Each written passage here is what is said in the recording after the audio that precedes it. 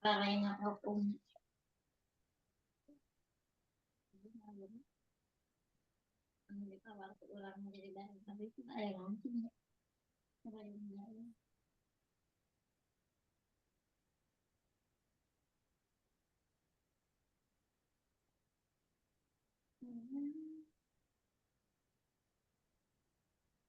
Tinggal dia. Tinggal Pak.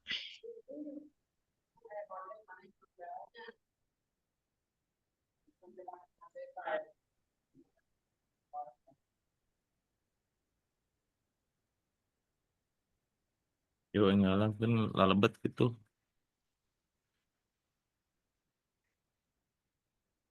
Atos Pak, namanya di sauran deui. Terus enggal. Siap.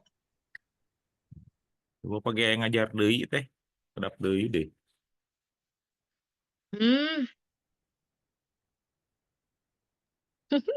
Udah Pak. Tos datos Bener. di Atos Pak, atos di share Pak. set. Dinukeun.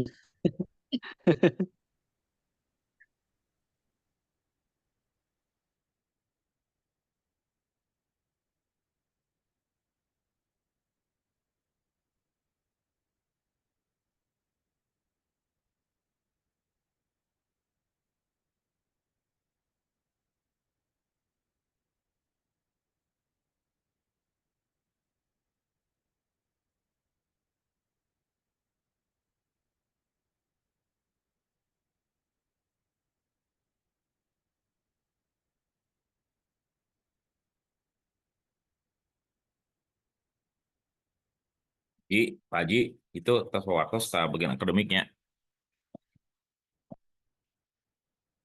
Mana Pak Haji teh? Pak Haji, Mohon Pak, atas wawasan ke akademik.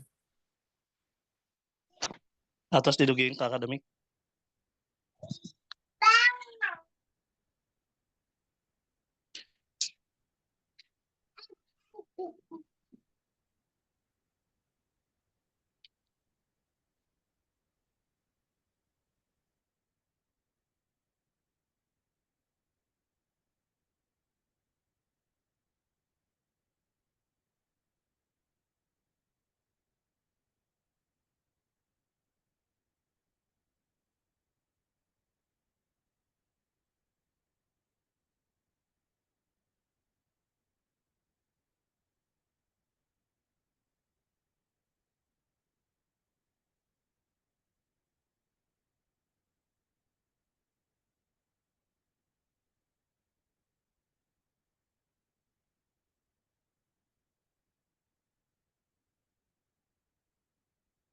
Baik, Bapak Ibu, kita mulai saja ya.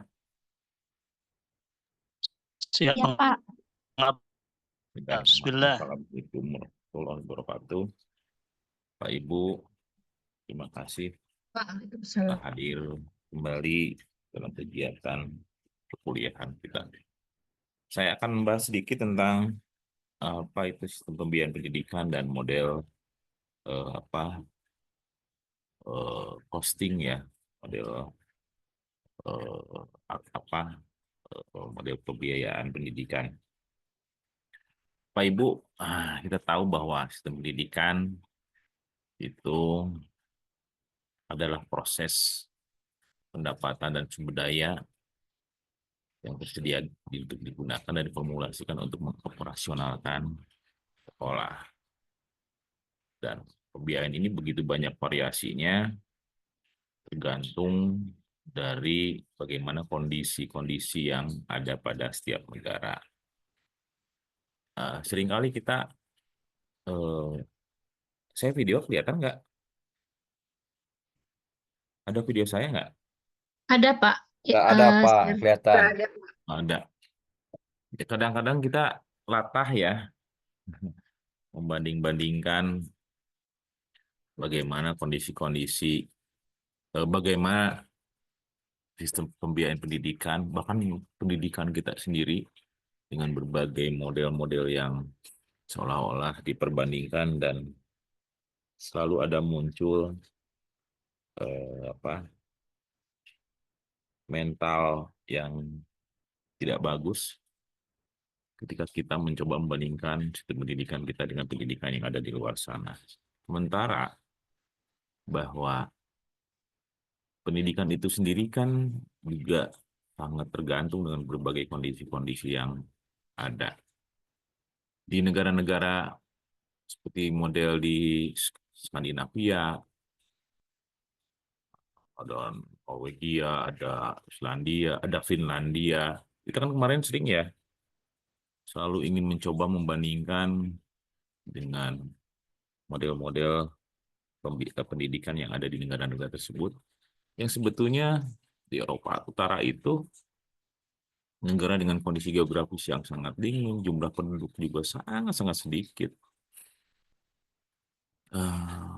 Bagaimana seolah-olah kita perbandingkan gaji guru di Finlandia dengan gaji guru di Indonesia. Lalu juga model pembelajaran di sana dengan model pembelajaran di kita. Sementara kan di kita itu bicara tentang pendidikan yang ada urusannya dengan ekonomi, ada irisannya dengan ekonomi. Itu seolah-olah negara kita tertinggal dari negara mereka, ya.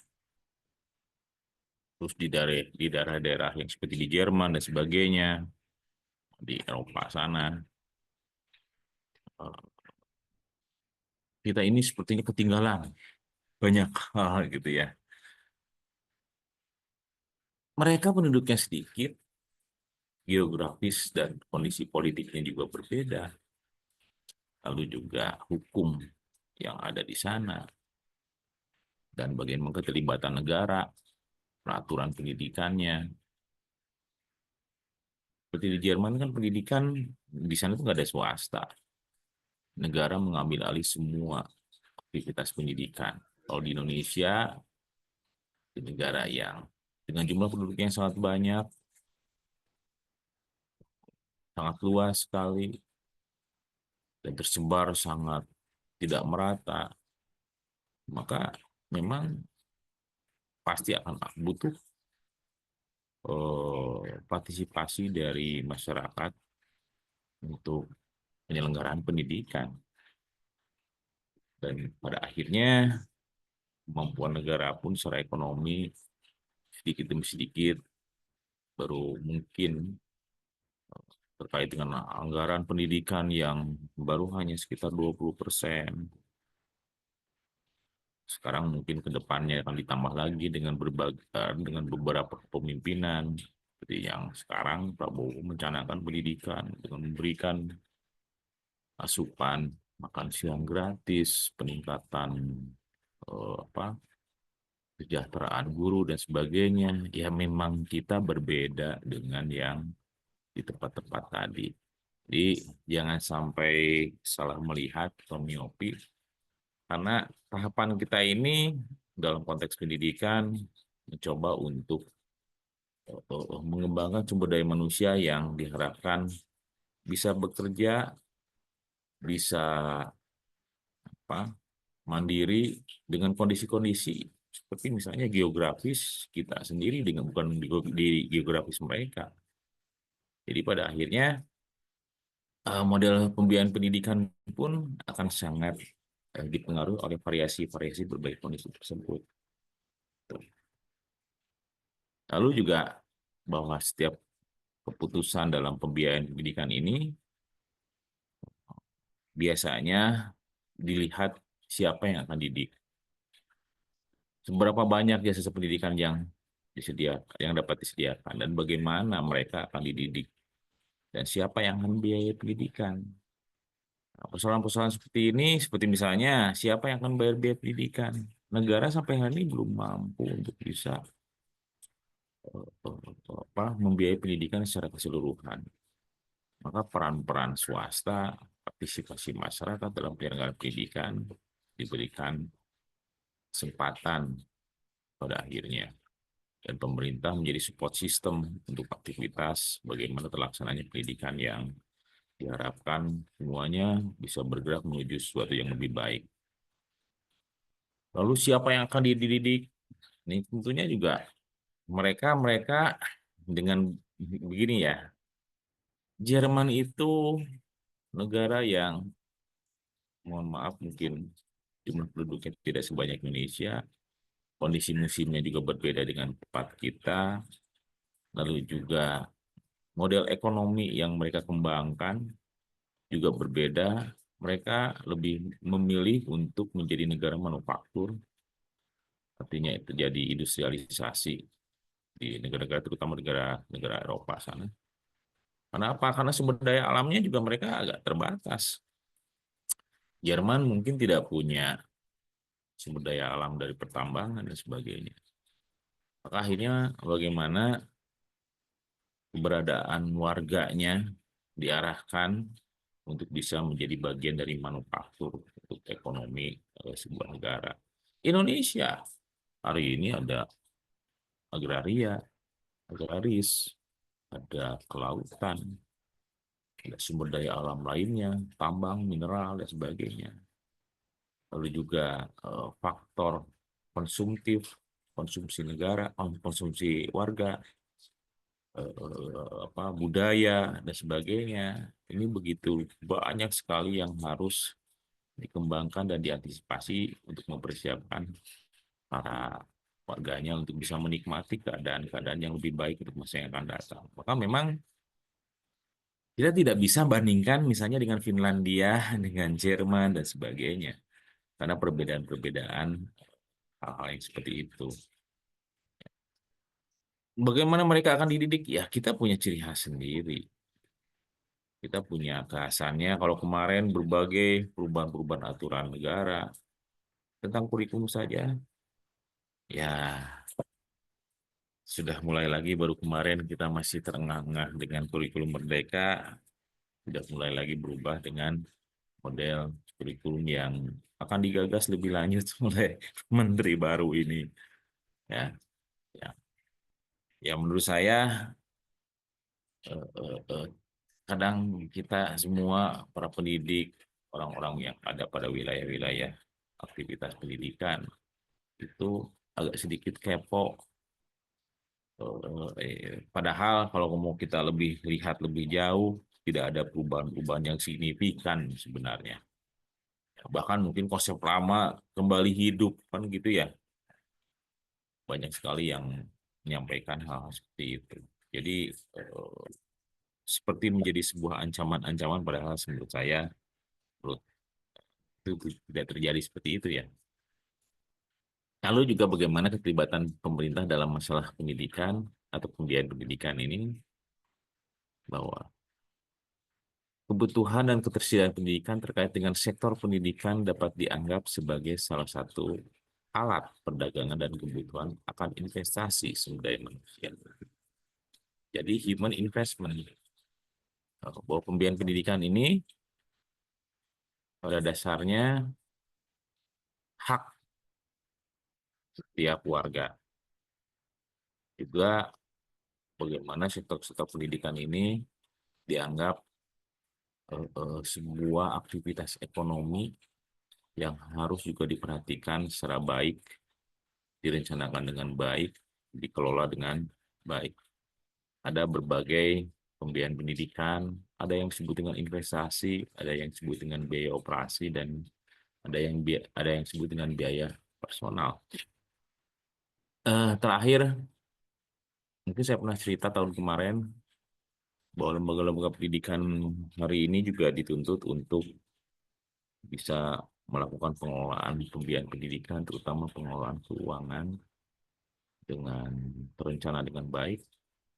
Bahkan juga dituntut untuk lebih terbuka atau transparan,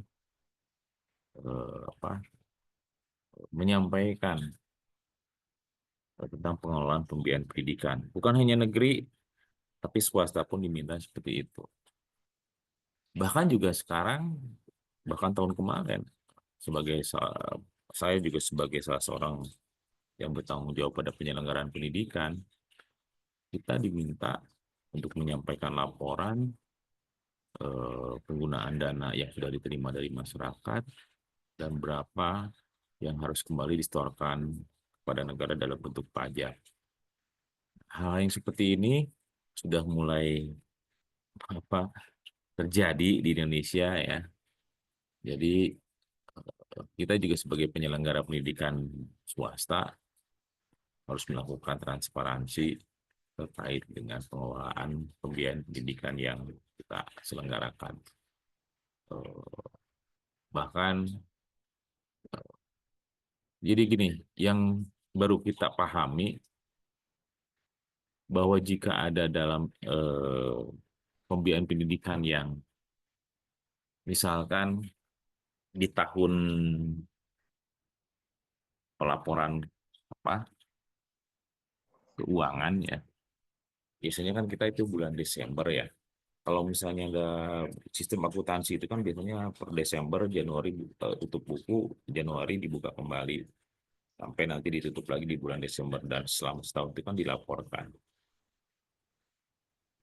Tetapi karena proses pendidikan di kita itu mengacu kepada sistem semester yang dimulai dari bulan Juni, Juli ya, berakhir di bulan Juni kan gitu ya. Maka sistem pelaporan kita itu kan ada di sekitar bulan itu, ada gap antara Desember dengan Juni. Sementara misalnya yang diterima dari bulan Juli sampai dengan Desember itu biasanya masih ada biaya-biaya yang masih harus dikeluarkan sampai bulan Juni.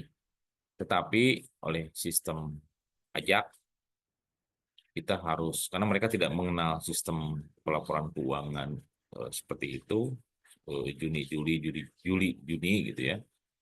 Juli berjalan, Juni tahun depan yang kita laporkan, maka selisih dana yang belum dikeluarkan itu dianggap sebagai sebuah keuntungan. Lagi-lagi ini kan kalau bicara tentang pendidikan, saya selalu membicarakan masalah bahwa pengelolaan pendidikan kita itu bukan mencari profit. Ya. Orientasinya bukan profit, tetapi orientasinya adalah benefit. Maka akhirnya jika kita melaporkan di bulan Desember masih ada beberapa pembiayaan yang belum dikeluarkan sampai bulan Juni, maka itu dianggap sebagai sebuah keuntungan. Sistemnya kan akuntansinya rugi raba. Nah ini juga ada berbagai peraturan yang masih belum sinkron, pemahaman tentang pendidikan dan sistem pengelolaan keuangan negara. Seperti misalnya perpajakan seperti itu. Yang pada akhirnya juga kita kemarin itu akhirnya dibebankan kewajiban untuk membayar pajak sekian, sekian, sekian. Tapi ketika saya memahami bahwa ini ada konsep investasi, ketika itu pun oke lah kalau misalnya itu dianggap sebagai sebuah laba itu ya. Tapi kan masih ada biaya yang mesti dikeluarkan. Kalau kami nanti melaporkannya misalnya dalam tahun berjalan ini misalnya akan datang, artinya ada biaya yang tertahan, itu kita laporkan, itu dianggap sebagai sebuah investasi. Tapi ada persoalan lagi, karena itu dianggap sebagai sebuah laba, tidak boleh dikeluarkan untuk kepentingan-kepentingan biaya-biaya rutin. Ini kan jadi persoalan juga. Ya, banyak sekali yang belum sinkron terkait dengan itu. Dan kebetulan waktu itu kan saya sebagai sekretaris yayasan, Pak Sakur sebagai ketua yayasan, perbaiki masalah ini ya, menyelesaikan masalah ini dengan kantor pajak. Setelah disampaikan terkait konsep-konsep yang ada di lembaga pendidikan, sistem pengelolaan keuangan dan sebagainya, tetap saja bahwa mereka menganggap kita harus patuh dengan sistem yang mereka aturan-aturan yang mereka miliki. Nah ini juga jadi persoalan-persoalan ke depan ini. Mudah-mudahan dengan pengalaman tersebut nanti Pak Sakur kan sebagai bupati terpilih bisa menyelesaikan. Karena ada beberapa lembaga penyelenggara pendidikan swasta di bawah naungan yayasan yang memang dikejar-kejar seperti itu, yang dianggap sebagai lembaga pendidikan yang sudah mungkin dianggap maju, lalu akhirnya dikejar-kejar dengan persoalan-persoalan seperti itu. Tapi akhirnya setelah kita kemarin itu kita negosiasi, lalu juga kita sampaikan bahwa ini juga akan kita transparansikan terkait dengan selisih apa yang mereka perkirakan sebagai sebuah keuntungan. Keuntungan saya nggak habis pikir itu pada lembaga pendidikan. Nanti kita akan laporkan bahwa selisih itu kita gunakan sebagai biaya investasi dan diberi waktu selama 4 tahun bahwa dana itu bisa dikeluarkan untuk keperluan pengembangan sarana prasarana dan sebagainya. Dan cara menghitung mereka itu, cara menghitungnya bukan cara menghitung model real, menghitungnya begini, Bapak Ibu ya. Ini mungkin Bapak Ibu nanti kalau misalnya mudah-mudahan punya lembaga pendidikan, lalu mengembangkan, dan nanti juga dimintakan untuk bisa membayar pajak, gitu ya. Cara menghitung negara terkait dengan pajak itu bukan real, tapi misalnya begini, jumlah siswa ada 300. Berapa 300 per SPP siswa itu dimasukkan, dikalikan total sekian, maka persentase sekian persen harus kena pajak. Padahal realitasnya, misalnya 300 siswa itu belum tentu 300 siswa itu membayar. Kan begitu realitasnya ya. Tapi mereka menganggap bahwa meskipun mereka tidak membayar, tetap saja piutang yang harus kita tagih kepada mereka itu menjadi tetap hitungan kewajiban pembayaran pajak. Jadi kena 2 kali ya. Belum kita dapat uangnya dari misalnya partisipasi orang tua,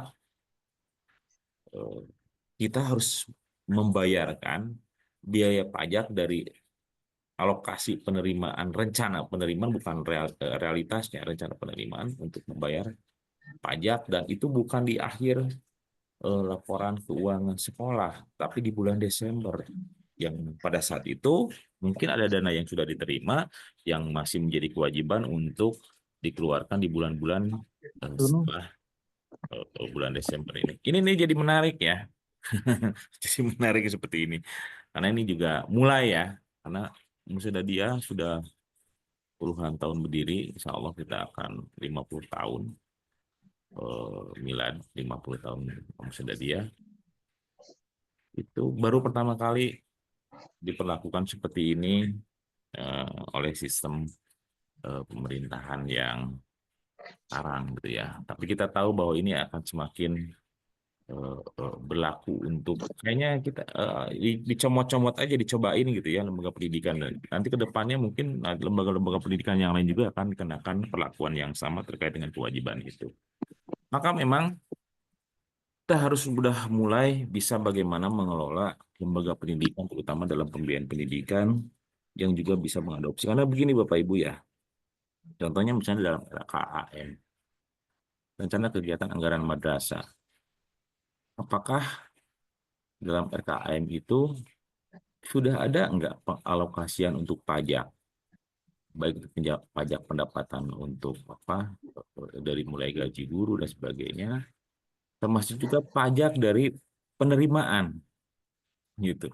Penerimaan dari SPP. Ada itu.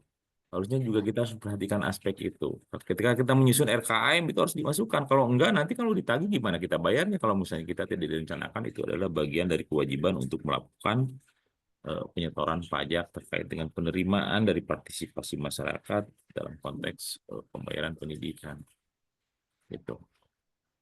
Ya. Sebenarnya bisa strateginya, kalaupun misalnya ada selisih yang dianggap oleh mereka bahwa itu adalah piutang, yang tetap saja harus dibayarkan pajaknya, yang padahal kita belum terima, kita bisa membuatnya sebagai sebuah pernyataan bahwa jika pun diterima dana tersebut, maka kita akan investasikan dan akan kita laporkan selama maksimal 4 tahun siklus pelaporan keuangan. Itu tuh ya.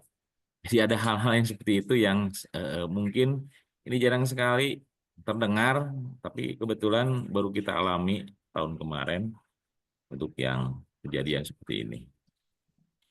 Selanjutnya, nah ini keterlibatan partisipasi masyarakat dalam masalah pembiayaan pendidikan. Pendidikan berbasis masyarakat dengan peran serta dalam pengembangan pelaksanaan kurikulum dan evaluasi pendidikan serta manajemen dan perannya sesuai dengan standar nasional pendidikan. Lalu dana penyelenggaraan pendidikan berbasis masyarakat dapat bersumber dari penyelenggara masyarakat, pemerintah, dan daerah atau sumber lain yang tidak bertentangan dengan peraturan perundang-undangan yang berlaku.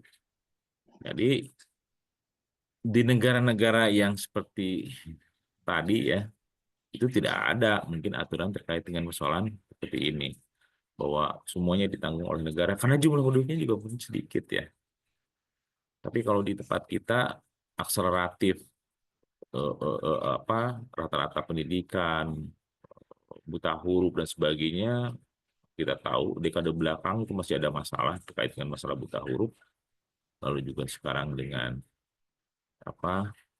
wajib belajar yang jadi program pemerintah, diharapkan nanti bisa mengakselerasi sumber daya manusia kita untuk siap menangani persoalan-persoalan dan membangun kemandirian kemandirian. Nah, ini jenis pembiayaan pendidikan ini ada 3 hal. Ada yang disebut dengan biaya investasi, biaya operasi, dan biaya personal. Biaya investasi ini adalah biaya terkait dengan biasanya penyediaan sarana prasarana, pengembangan sumber daya manusia, dan modal kerja tetap. Masuk juga sarana prasarana, Bapak Ibu membangun ruang kelas baru, menyediakan berbagai prasarana dalam pendidikan atau sarana pendidikan. Itu adalah biaya investasi.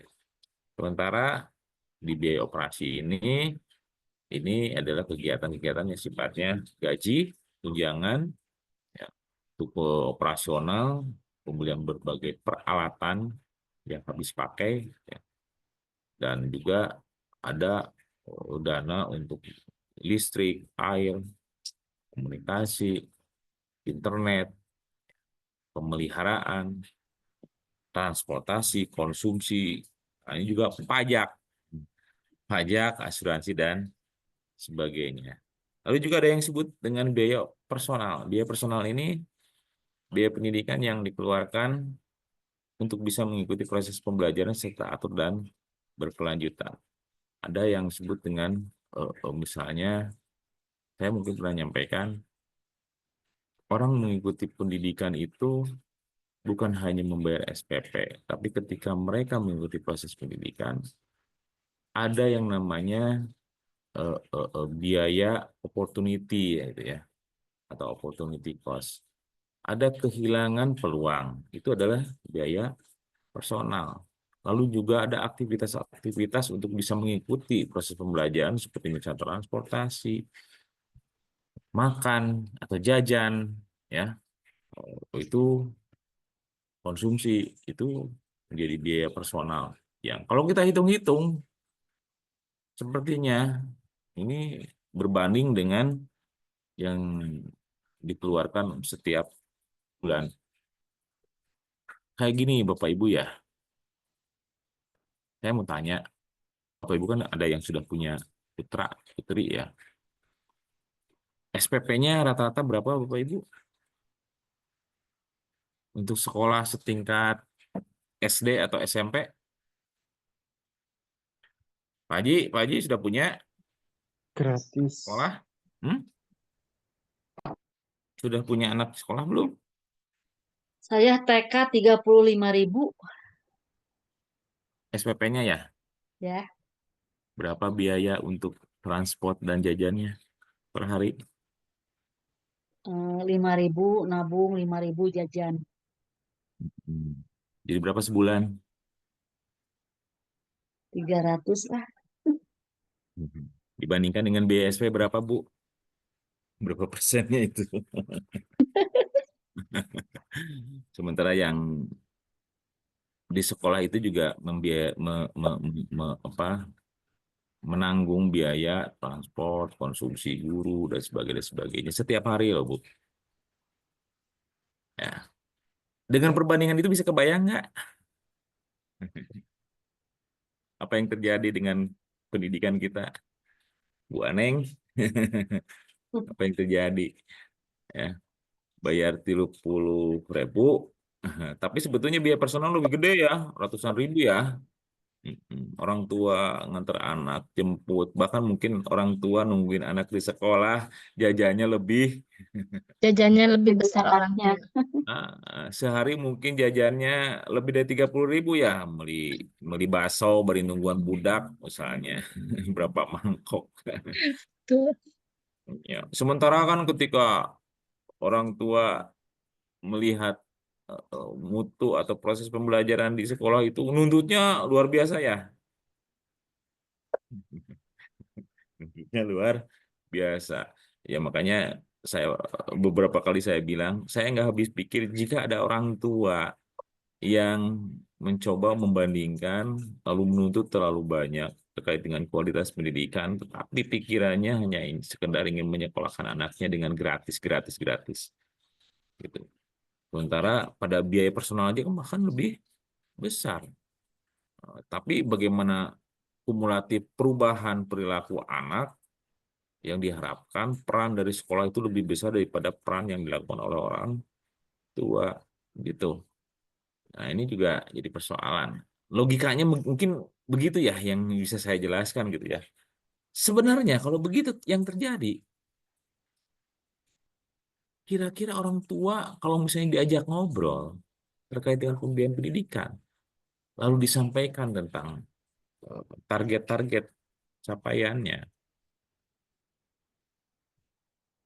kira-kira mereka mau nggak sih? Karena sebetulnya biaya personal mereka lebih besar dibanding kalau misalnya begini diambil alih lah, oke lah makan siangnya oleh sekolah, tapi biaya pendidikan semakin kayak gitu.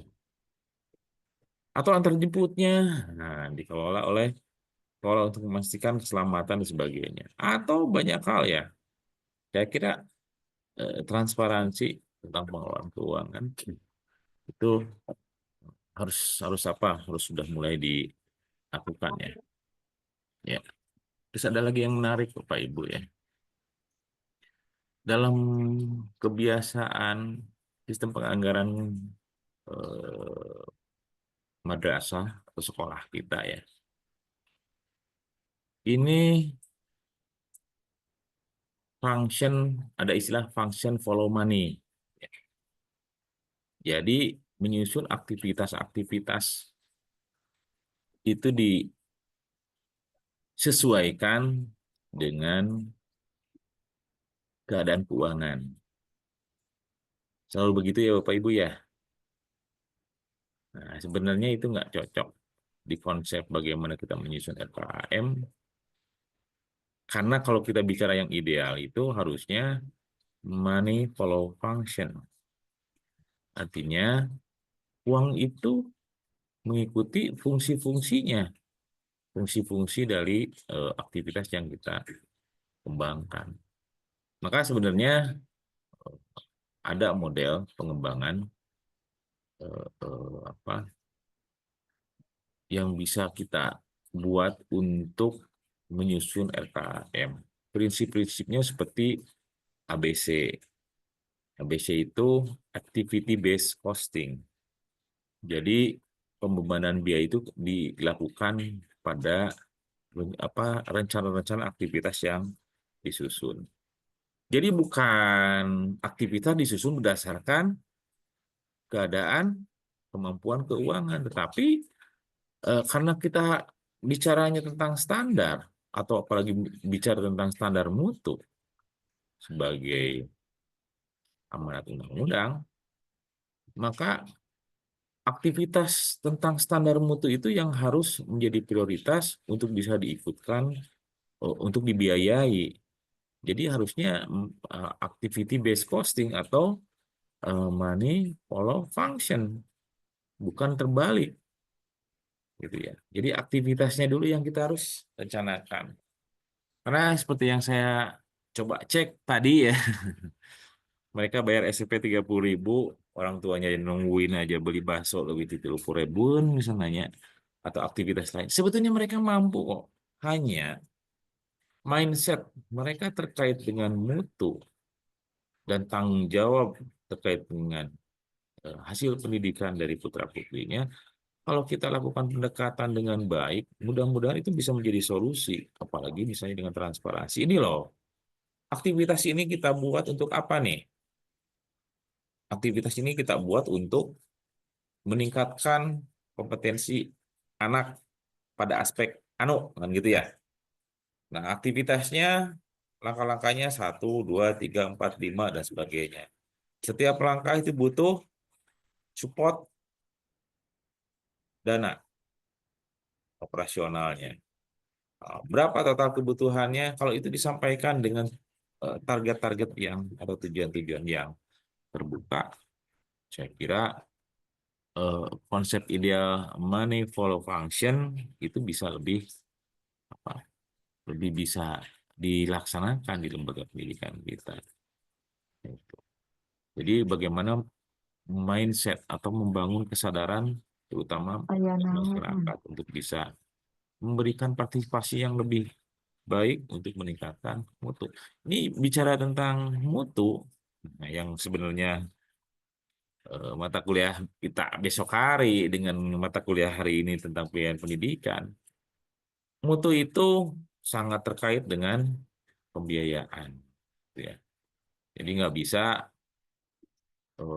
kita bisa merencanakan aktivitas-aktivitas terkait dengan capaian mutu tanpa mencoba untuk mengkalkulasi prioritas mana saja dari kemampuan keuangan kita untuk bisa mensupport kegiatan-kegiatan peningkatan mutu. Gitu. Jadi menyusun RKAM adalah bagian dari kapasitas manajemen pendidikan untuk bisa melakukan pengelolaan menuju mutu yang baik. Jadi mata kuliah ini mata kuliah yang sangat tersambung sekali, pembiayaan pendidikan dengan manajemen mutu pendidikan. Oke, lalu juga ada model pendekatan kecukupan. Nah ini ya, bicara tentang standar ini. Pengukuran biaya pendidikan seringkali menitik beratkan kepada ketersediaan dana yang ada, namun secara bersamaan seringkali mengabaikan adanya standar minimal untuk melakukan pelayanan pendidikan. Pelayanan pendidikan yang bermutu selalu diukur dengan kemampuan keuangan. Nah, ini yang mindset yang harus dibalik ya. Tapi juga memang selalu ada kendala budaya. Kayaknya di negara kita masih belum bisa, kebanyakan ya rata-rata kepala sekolah itu secara terbuka menyampaikan rencana keuangan dan penggunaan keuangan. Ini yang agak menjadi kendala-kendala di budaya di Indonesia. Kalau itu bisa ditembus, dirubah ya dengan pendekatan bahwa apa yang kita tawarkan adalah pendekatan kecukupan, artinya kalau kemarin kita bicara tentang mutu atau pada dasarnya ini tentang kesesuaian yang seharusnya terjadi ya, itu bicara tentang pembiayaan pendidikan. Nah, bagaimana harapan-harapan dan target-target yang diharapkan itu didorong oleh berbagai aktivitas pembelajaran yang harus dibiayai dengan cukup, gitu ya. Jadi konsep pendekatan kecukupan ini memasukkan berbagai standar kualitas dalam perhitungan pembiayaan pendidikan. Sehingga apa? Berdasarkan tingkat kualitas pelayanan pendidikan tersebut dapat ditunjukkan adanya variasi biaya pendidikan yang cukup ideal untuk mencapai standar kualitas tersebut. Jadi logisnya, kalau kita bicara tentang mutu pendidikan, maka kita juga harus bicara tentang pembiayaan pendidikan. Karena tingkat kualitas pelayanan pendidikan itu variasinya sangat tergantung dari bagaimana pembiayaan pendidikan ideal atau tidak ideal untuk bisa mendorong standar kualitas tersebut. Gitu ya Bapak Ibu ya. Dipahami maksud saya, Bapak Ibu? Halo? Ini saya tuh malesnya kalau daring itu begini ya. Saya kayak ngobrol dengan laptop ya. Semua orang itu Ya, diam, apa? lalu juga cuman ada namanya doang terpampang, aktivitasnya orangnya nggak kelihatan. Ini saya kayak ngomong sama ini aja. Ini yang buat saya agak males untuk daring itu. Pak Revi, paham nggak apa yang saya Jangan sampaikan? tertentang. Coba on cam Hadir, sama Pak. on mic. Ya, karena saya juga lihat ada aktivitas mungkin lagi gapleh atau apa ya. Oke. Saya. Paham nggak? Ai, apa Diki, Pak Diki, Pak Diki, Harusnya Pak sekolah Diki, tinggi itu ini permesinan paham nggak? sekolah. Tuh, mana Pak Diki Kang Ngalung? Iya, hadir, Pak. Pak Diki, jelasin lagi Pak Diki. Tes 1 2 3 tes. Ya silakan, sok jelasin lagi yang saya maksud tadi tentang Tes pendekatan tes kecukupan tes ini. tes tes. Ayo, Tes. ada tes saya. Ada. Apa di baris area, Bu? Tentang pendekatan kecukupan ini. Parona, Corona. Burona. Burona, pas baca belakang Rasida. Ya, Burona mana Burona? Oh, jelaskan Burona. Ini pendekatan kecukupan. Jadi, kalau yang saya pahami ya Pak, Hmm, pendekatan kecukupan ini cara untuk mengatur keuangan dalam pendidikan, tapi berdasarkan pada adanya uangnya gitu, berapa dananya berapa. Jadi itu yang diefektifkan, itu yang dipahami. terbalik. Balik. Balik, Bu. Oh, nah ini kan yang saya takutkan ini. Jadi nyusun heula anggaran, Nyusun dulu Harto- aktivitasnya, baru kita aktivitas bicara tentang anggaran untuk mendorong itu. artos disesuaikan kedah aya we pokokna mah artos teh. Kata kuncinya ada money follow apa? Money follow function ya. Function ya, ta function. Itu kuncinya, bukan uangnya ada sabaraha karena disebut apa saja aktivitasnya. Jangan-jangan nanti di bawah target standar minimum kualitas pendidikan. Pendidikan. Gitu ya. Ya, Mungkin saya akan bilang begini, bos itu ada standar minimum yang diharapkan digunakan untuk aktivitas-aktivitas minimum. Kalau bicara mutu, mengandalkan bos, wassalam. Wassalam ya. Heeh. Jadi saya nggak habis pikir, kecuali kalau misalnya lembaga pendidikannya mau melakukan subsidi ya.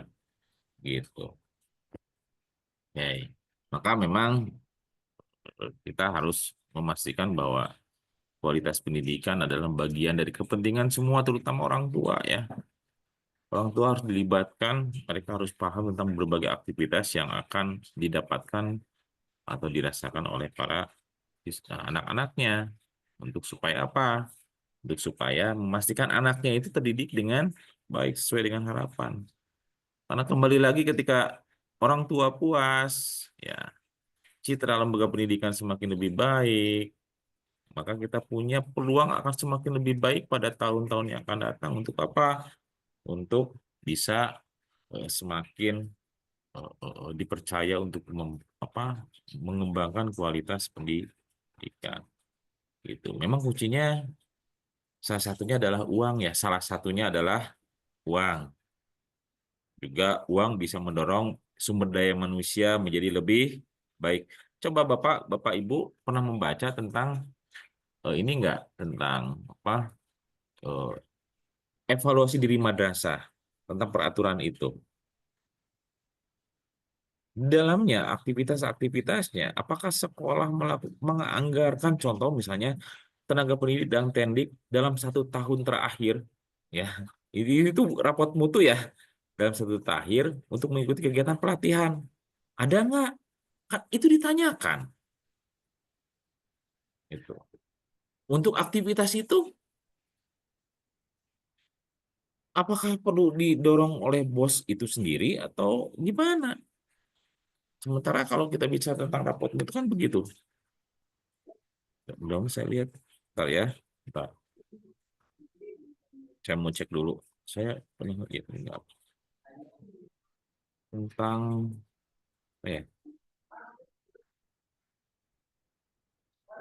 saya liatin dulu tentang ini. Pedoman. Oke. Pelaksanaan evaluasi diri madrasah.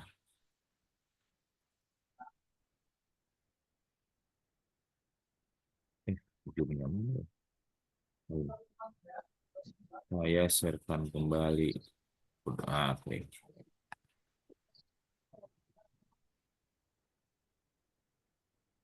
Nih, Bapak Ibu ya. Ini dalam pedoman evaluasi madrasah ini, coba dicek. Ini ada, ini kelihatan Bapak Ibu? Kelihatan, Pak. Kelihatan, Pak. Indikator-indikator kinerja.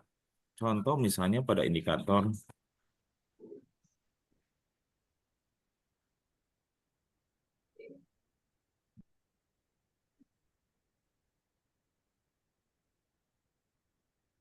bukti fisik.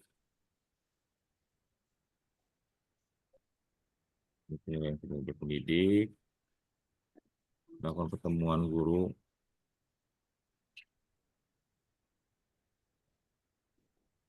Nah ini pengembangan diri dan tenaga pendidikan pada bagian B. Nih. Kelihatan ya? Dibacanya apa? Tolong Pak Devi.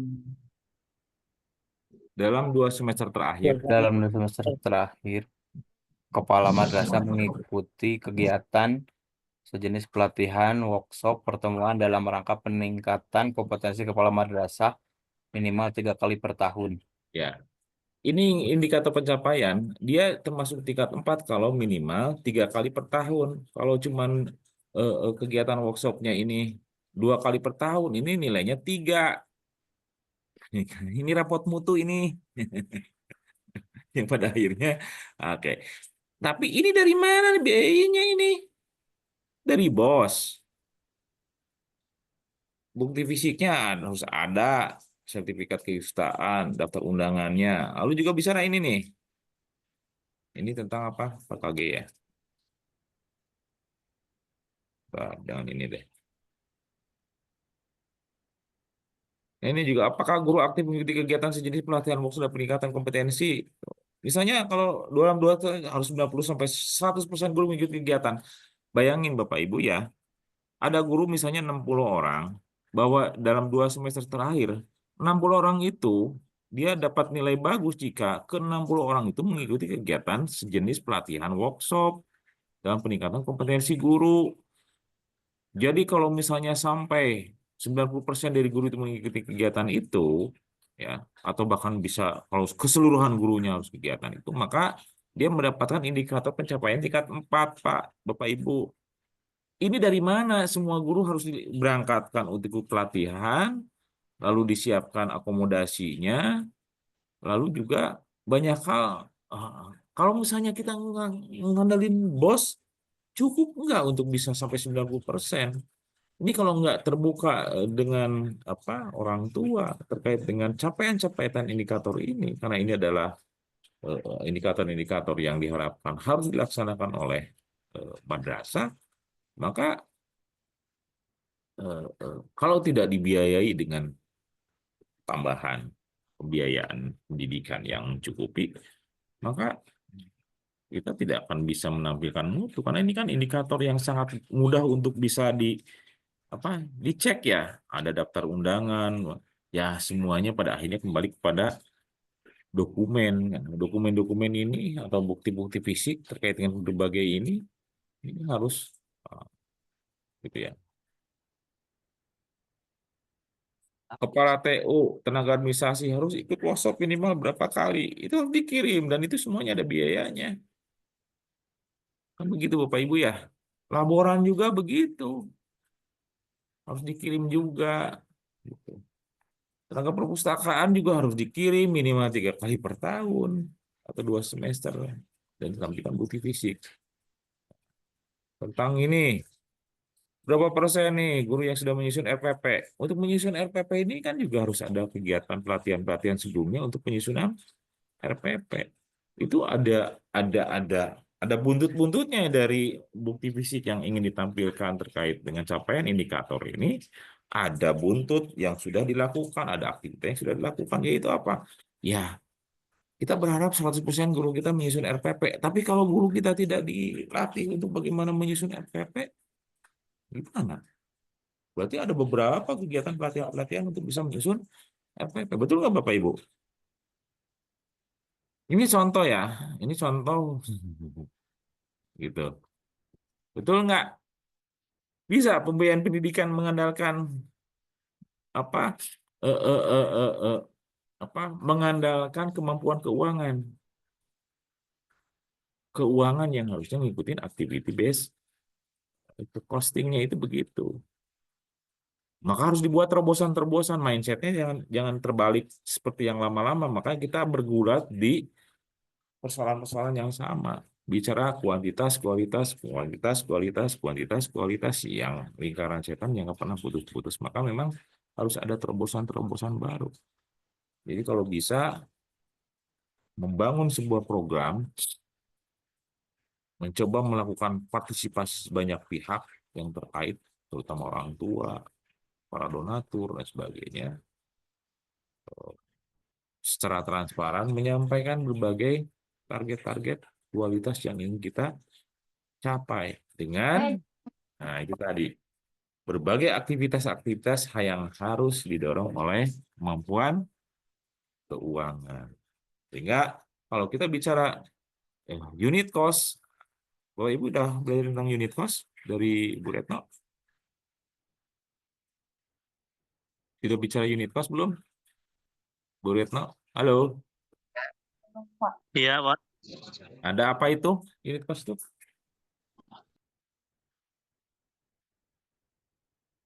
Oh, ya Pak. Iya Pak, maksudnya sudah, iya Pak, atau apa? Baik. Hah? Ya, Gimana Pak. ini? Ya gimana? Pak Fikri? Nah, Pak Fikri? Ya Pak, belum kayaknya Bu Retno belum menjelaskan tentang itu Pak. Unit cost. Unit cost itu begini ya. Berapa biaya yang dibutuhkan untuk aktivitas dalam periode tertentu oleh sekolah, lalu dibebankan kepada dibagi jumlah Ya, anak sebut mana, Pak? siswa. Bulan? Aduh, kada terang dulu gitu mah. Dibagi jumlah siswa. Sehingga jatuhnya per siswa itu berapa kewajiban terkait dengan apa Infak. pemenuhan kebutuhan sekolah, kan gitu ya unit cost. Nah, itu tadi. Jadi ketika itu nanti ditentukan, disepakati bersama bagi siapapun yang memang menjadi bagian kepentingan bersama untuk pendidikan yang berkualitas, itu harus mampu punya komitmen untuk bisa memenuhi kewajiban-kewajiban yang disepakati bersama itu tadi. Ya, kalau kemarin saya bilang ada pengalaman sebuah lembaga yang di Dago atas itu dibantu oleh orang tua karena mereka telah terbuka, ya, tapi mereka punya kemampuan untuk bisa melayani pendidikan yang berkualitas, maka keterlibatan orang tua akan semakin lebih baik dengan keterbukaan tersebut.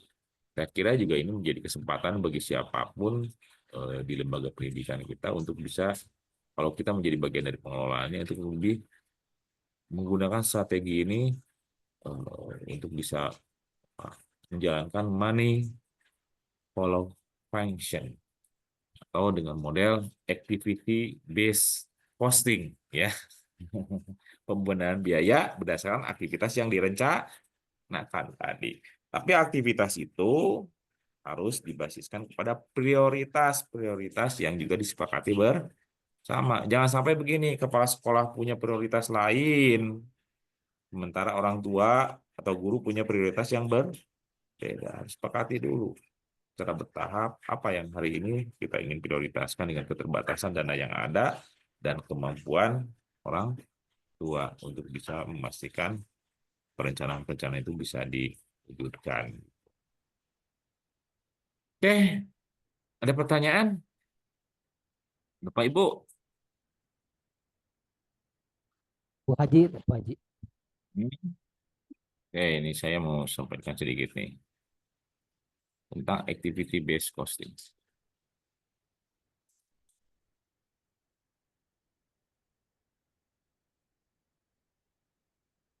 Activity based costing.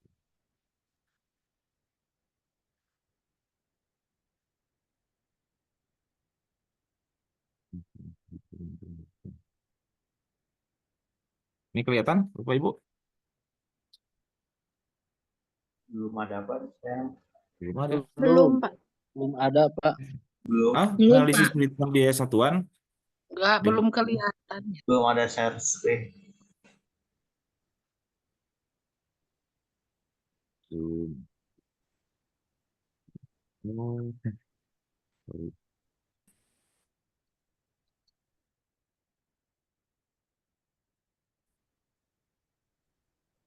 Nggak bisa digedein ya. Oh, ini. Ya. Share activity based cost.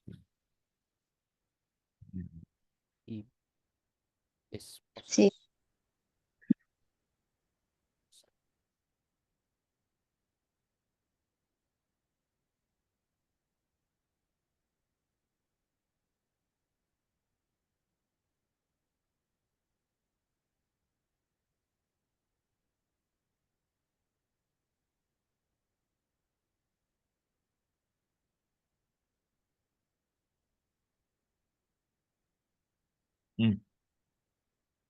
Nah, ada ya?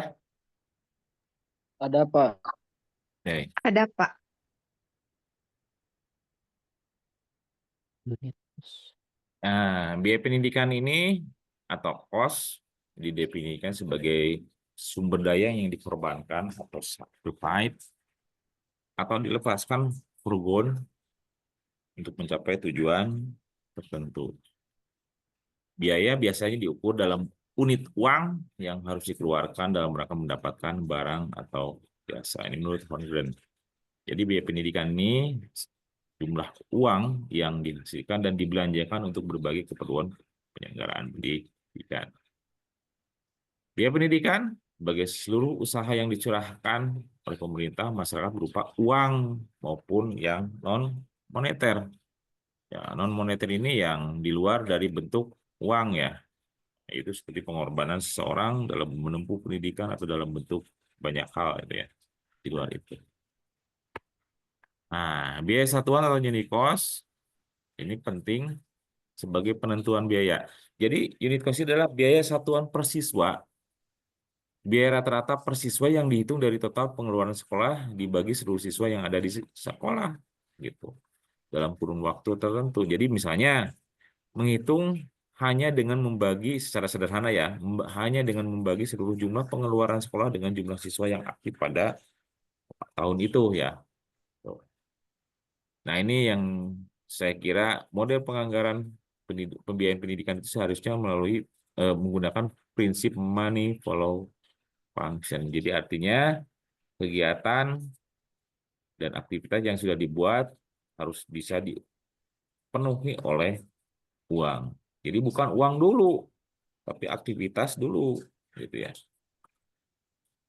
Nah, unit cost ada dua yang disebut unit cost ini. Pertama adalah keperluan rutin, yang kedua adalah biaya modal, gitu ya. Berikutnya, nah ini model-model klasifikasi biaya pendidikan. Saya kira ini sudah disampaikan oleh Bu Retno ya. Udah belum? Belum, Pak. Oh, ada yang disebut Oke, saya kira udah. Ini hal mendasar sebetulnya. Direct cost atau biaya langsung adalah biaya yang dikeluarkan oleh sekolah atau siswa atau keluarga siswa. Yang disebut dengan indirect cost atau biaya tidak langsung, biasanya bentuknya biaya hidup yang dikeluarkan oleh keluarga atau anak yang belajar untuk keperluan sekolah. Lalu ada yang disebut dengan private cost, yaitu keseluruhan biaya yang dikeluarkan keluarga atau segala biaya yang harus ditanggung dan dikeluarkan oleh keluarga anak untuk keberhasilan belajar. Jadi Bapak Ibu, ada yang disebut dengan private cost. Cuman persoalannya, cara menghitung private cost untuk keberhasilan belajar siswa, ini ya tadi money follow function harusnya. Begitu, bukan function follow money. Karena peluang tentang ada yang namanya private cost itu juga harus kita optimalkan sebagai pengelola lembaga pendidikan kita. Gitu ya. Berikutnya ada social cost, biaya yang dikeluarkan oleh masyarakat, perorangan atau organisasi untuk biaya keperluan belajar.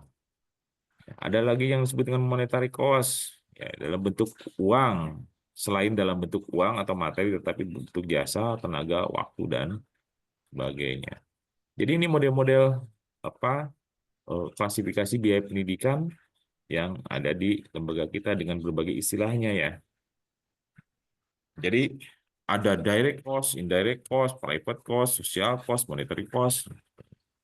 Nah, ini ada model activity based costing atau pendekatan penentuan biaya produk yang membebankan biaya produk atau jasa berdasarkan konsumsi sumber daya yang disebabkan karena aktivitas. Jadi aktivitasnya dulu, baru cost-nya, kan gitu ya.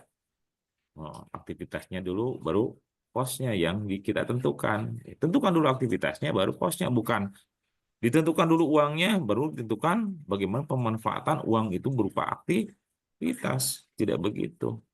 Dibalik mindset-nya.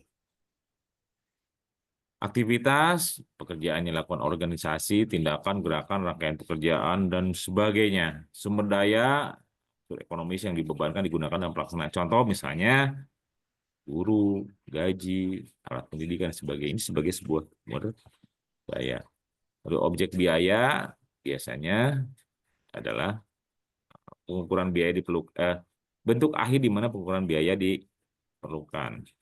Lalu juga elemen biaya ini adalah biaya-biaya yang dilakukan di luar aktivitas saya, seperti misalnya biaya ujian, biaya penerimaan mahasiswa baru, biaya praktek, dan lain-lain.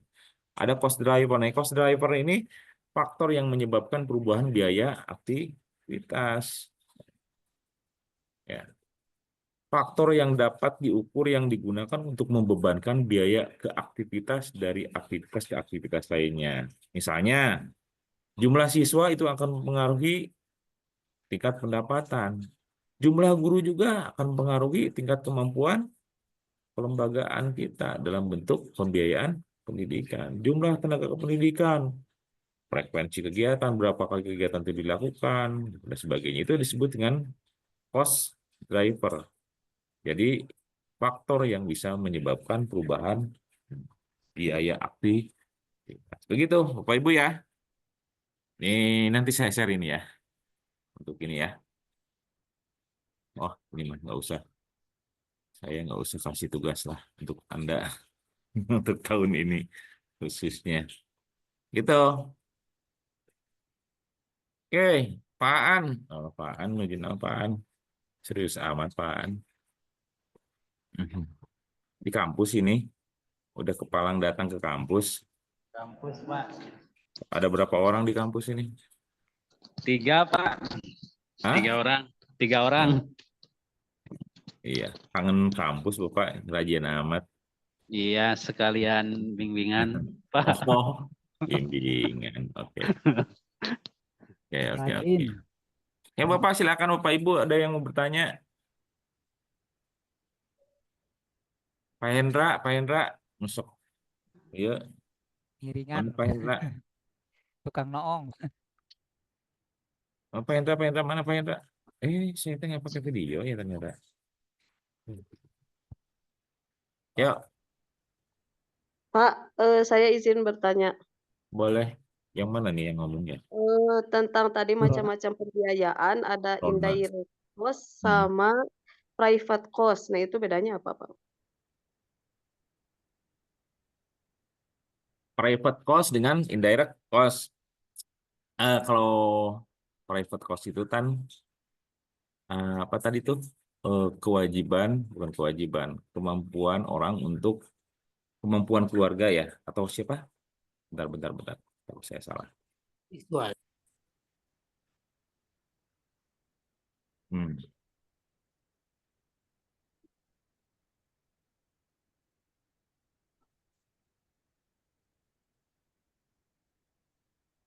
Non Bu, tadi tuh Bu, indirect cost ya. Ini biaya hidup. Kalau private cost, ini adalah segala yang ditanggung dikeluarkan orang untuk keberhasilan belajar. Jadi kayak model begini Bapak Ibu, biaya hidup itu contoh misalnya keluarga membiayai anak untuk pergi melakukan apa menggunakan transportasi, mereka makan atau jajan siang, itu adalah indirect cost yang biaya tidak langsung yang dikeluarkan oleh keluarga. Tapi kalau private cost ini yang sangat berhubungan dengan aktivitas-aktivitas pembelajaran. Seperti misalnya begini, bedanya antara sarana dengan prasarana gitu. Kalau misalnya, kalau aktivitas keberhasilan pembelajaran itu misalnya membayar SPP, itu yang disebut dengan private cost. Tapi kalau yang namanya indirect cost mah, kita kadang-kadang tidak bisa menghitungnya karena setiap keluarga atau setiap ini berbeda-beda ya. Tergantung kalau misalnya punya anak yang sangat jauh tempatnya ke sekolah tentunya akan berbeda dengan yang sangat apa cukup dengan jalan kaki untuk pergi ke sekolah, itu indirect cost. Tapi kalau private cost, yang makanya tadi saya bilang SPP itu sebetulnya ada loh peluang private cost yang bisa kita optimalkan untuk keberhasilan anak. Contohnya dengan membayar SPP gitu ya, dengan peningkatan pembayaran SPP. Sama dengan sarana prasarana. Sarana itu yang terkait langsung pada aktivitas proses pembelajaran. Kalau prasarana adalah apa? Penunjang proses pembelajaran. Gitu. Taman di depan sekolah itu sarana apa prasarana? Sarana. Prasarana. Apa? Prasarana. Prasarana, Pak. Prasarana. Tapi kalau taman itu jadi apotek hidup, Sarana. sarana. Sarana. Sarana. Ya, jadi sarana gitu ya. Ya sama, jadi kayak model yang terkait langsung dengan aktivitas pembelajaran atau yang terkait dengan apa keberhasilan pembelajaran itu yang disebut dengan private cost gitu ya. Tapi yang tidak terkait langsung pada aktivitas pembelajaran seperti seorang anak pergi ke sekolah menggunakan biaya transportasi, jajannya dan sebagainya itu ya kita nyebutnya ya prasarana atau indirect cost gitu ya. Ya, siapa? Rona, Makasih. maaf tadi saya kirain Pak Rona ini. Ya, Nggak ada fotonya. Masih gadis, Ibu. Ya, ya Pak Asep, biasanya Pak Asep Sukmaro sih, Pak Asep Nur Rahman. Kalau privat itu masuknya hampir sama nggak sama privasi? Beda jadi gini, apa Kayak bedanya? privat Nah, les public manfaat enggak? ada private ya, ada public Iya. ada private. Nah, kalau public itu kepemilikan umum, kalau Umum. private itu kepemilikan seorang. Pribadi. Seorangan. Jadi terus PT CV itu public atau private? Private ya, kepemilikan perseorangan. Seorangan. Tapi kalau yang namanya publik itu apa misalnya? Bersama. Pemerintah daerah itu Pak publik gitu ya. Dinas itu Pak public service. Sekolah juga public service loh. Sekolah juga public service. Jadi kalau misalnya pertanyaannya begini, apa bedanya direktur dengan Kepala. Kepala Manajer. punya. Kan bedanya. Beda. Kenapa kepala sekolah bukan direktur nama jabatannya kepala sekolah gitu. Publik. Nah, karena dia adalah Servis publik. jabatan publik, dia kepala kan gitu ya.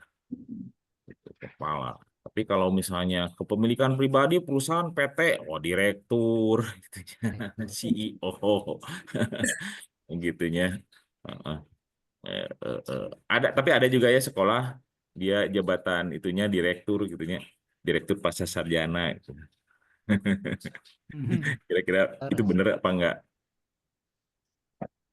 Kirang leres. Kalau dalam konteks administrasi publik mah menurut saya salah ya. Ya. Menurut saya salah. Tapi karena memang tingkat perguruan tinggi mah punya apa ya? Punya otonomi tersendiri, makanya kan direktur pasca sarjana jadi jabatan direktur bukan kepala.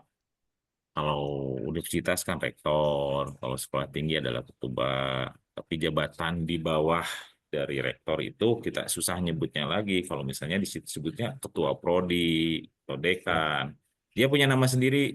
Mungkin yang disebut dengan direktur pasca sarjana itu bukan direktur dalam arti apa direktur kayak direktur itu yang melakukan apa ya? Perusahaan kan kalau bisa. Administrasi kayak gitulah. Kan Anda tahu direktur pasca sarjana siapa? Unggun. Nah, iya, kan direktur sebutnya. Menyalahi enggak? Berarti menempatkannya bukan pada tempatnya begitu. Sebenarnya begitu. Sama dengan apa? Kalau mau saya kritisi ya, ini manajemen pendidikan Islam.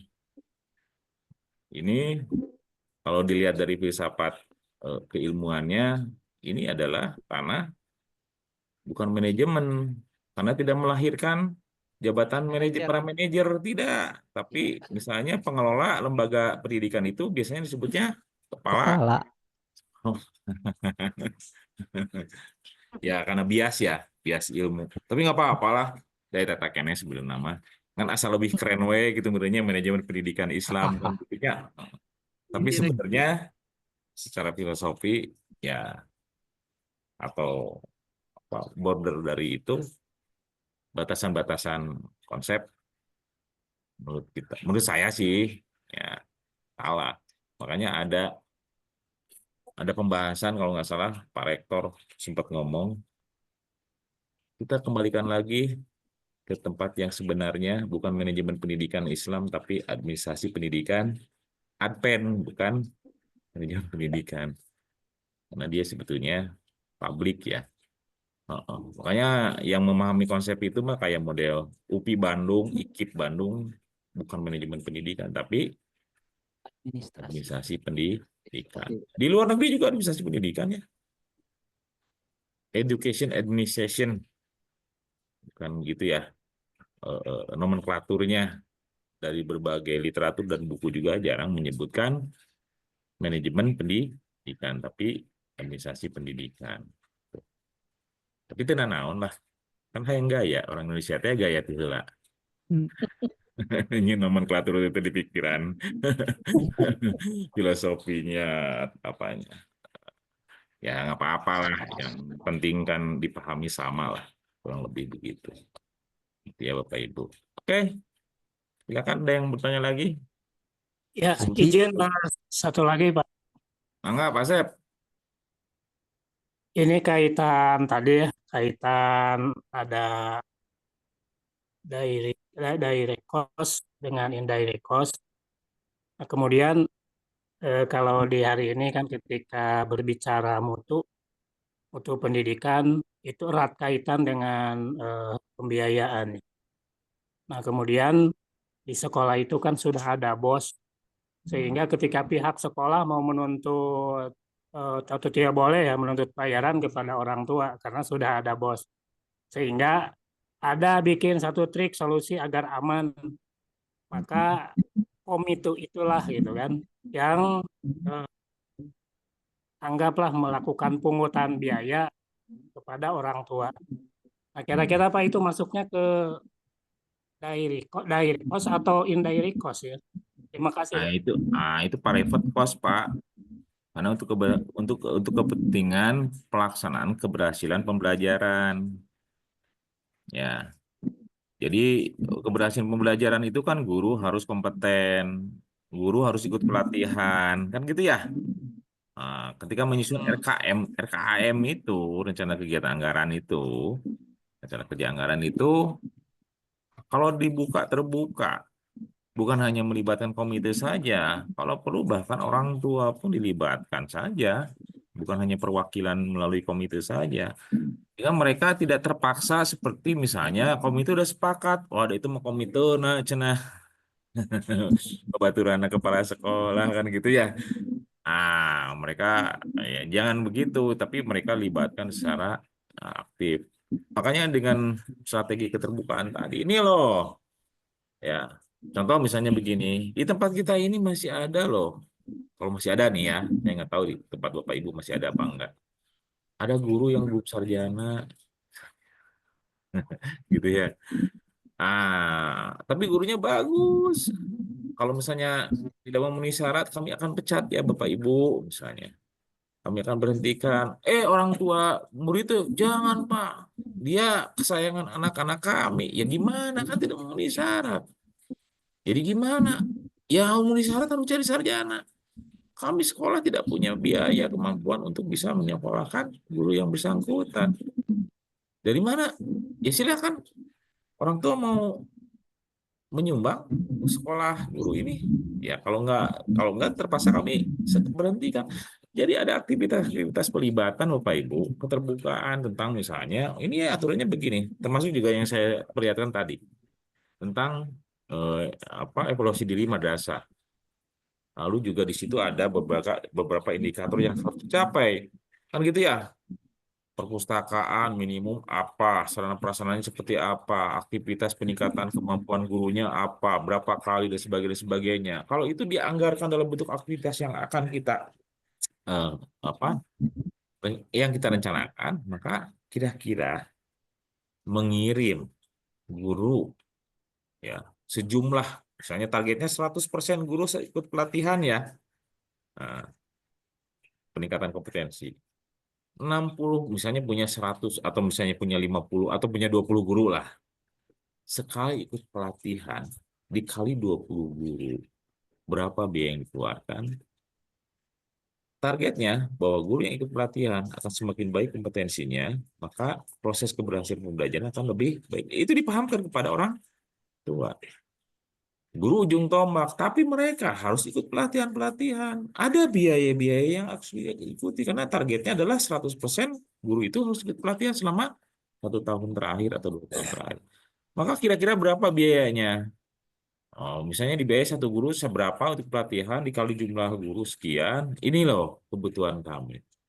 Dimasukkan sebagai aktivitas yang akan dibiayai setelah semua dihitung dalam bentuk berapa kebutuhan pembiayaan total cost, lalu kita hitung unit cost-nya. Cara menghitung unit cost-nya, berapa total jumlah siswa sebagai pembagi total cost. Jatuh per orangnya dibagi 12 bulan misalnya, ya selama 1 tahun, ya berapa jatuhnya per bulan. Itu yang disebut dengan unit cost. Itu setiap bulan dibayarin. Tapi juga kita harus hati-hati. Karena apa?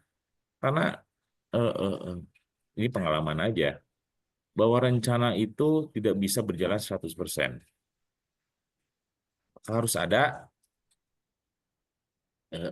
ada apa namanya? Ada dana cadangan kan gitu ya. Kalau tidak terjadi seperti apa yang diharapkan, ada spare yang buat kita untuk sebagai dana cadangan. Dari mana?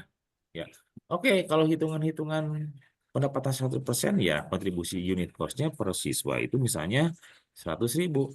Tapi kalau misalnya penerimaan realitasnya tidak sampai 70%, maka kita tingkatkan misalnya ditambah 30% untuk backup. Ya, artinya naiklah jadi 130.000. Dan itu nanti harus dipertanggungjawabkan.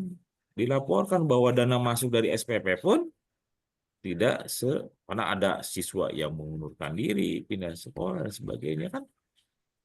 Ngitungnya juga harus begitu. Jadi harus ada spare yang harus dipersiapkan untuk sesuatu yang tidak sesuai dengan rencana itu.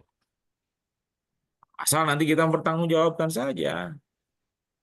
Lagi pula kan begini Bapak Ibu ya, kalau misalnya dengan keterbukaan seperti itu, ada misalnya orang tua yang masih belum menunaikan kewajiban terkait dengan biaya pendidikan anaknya, menunggak sekian lama, ya, kita berkomunikasi dengan komite dengan baik, dengan orang-orang tua yang lain juga ada keterbukaan misalnya. Mudah-mudahan ini ada yang saling membantu di antara mereka dan tidak menjadi beban dari sekolah karena ada persoalan-persoalan seperti itu tadi. Begitu.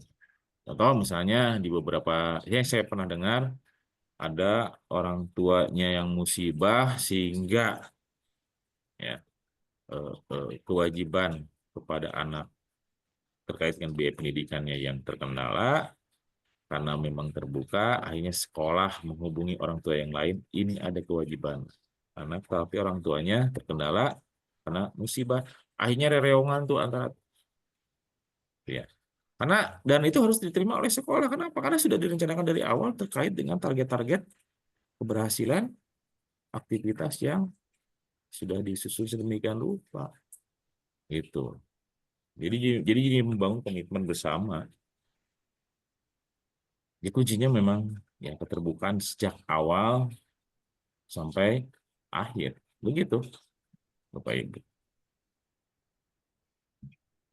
Tapi di Gampang Genap memang paling saya tahu persis ya, kepala sekolah itu agak capek misalnya berhadapan dengan begitu banyak orang tua dengan berbagai pola pikir yang berbeda-beda. Itu juga kendala-kendala yang terjadi dalam pengelolaan lembaga pendidikan ya. Ada orang tua yang memang gaya-gayanya memang egois, ada yang seperti preman, ada yang memang terdidik dengan baik, lalu juga bisa memahami konteks mutu pendidikan bagi anaknya juga ada, gitu ya. Ini juga kendala-kendala, tapi ya memang begitulah.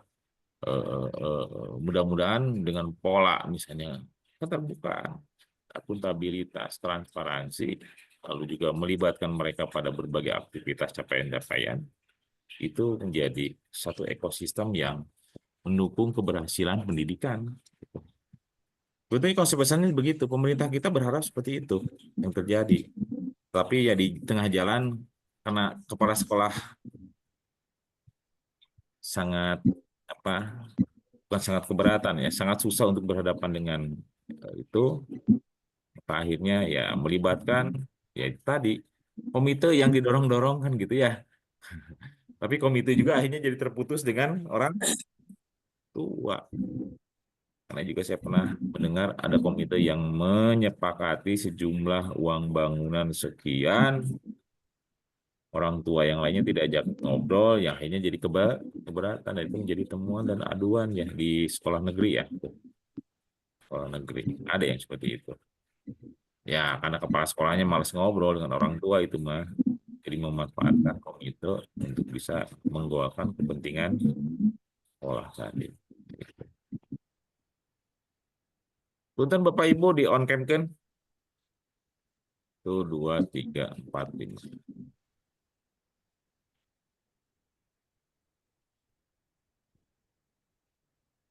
Satu orang tidak hadir ya? Punten di on cam kan? Saya mau buat laporan. Biar saya bisa.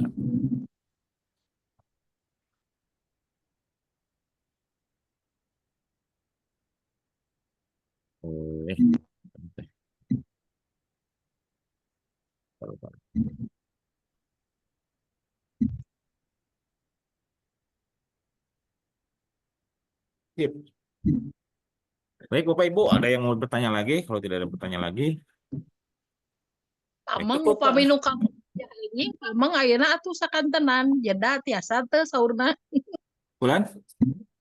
Kanggo kuliah, kanggo enjing disakantenankeun saurna.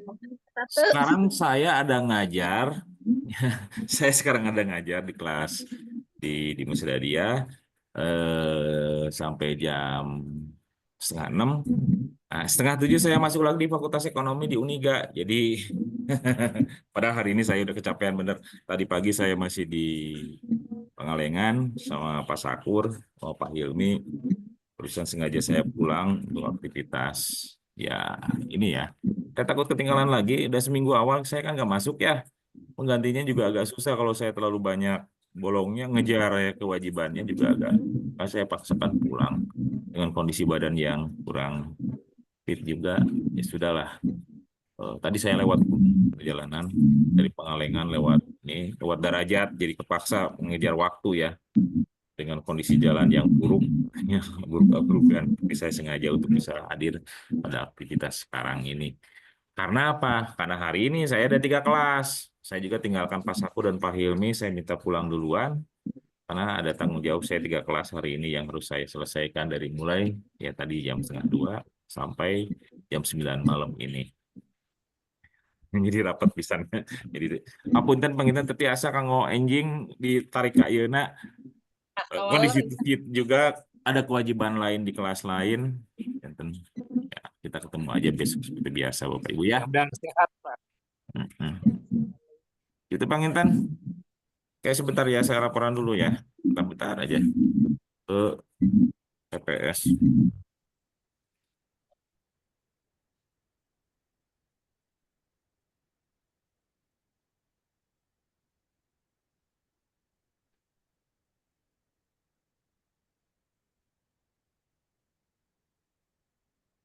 Dah, terima kasih Bapak Ibu ya. Ya, sama-sama, Pak. Sadayana. Saya juga sekarang. Sama-sama, Pak. Terima kasih. Ya, saya juga harus pergi lagi ke kampus ini. Saya di rumah. Ya, nuhun, mangga sadayana di kantor sama Ibu. Waalaikumsalam. Waalaikumsalam warahmatullahi wabarakatuh. Sehat, Pak. Ikan tun.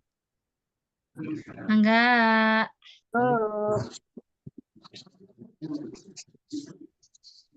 Ayo kamu Tutup saja. Ayo kamu Mustika. Ayo, ada yuk.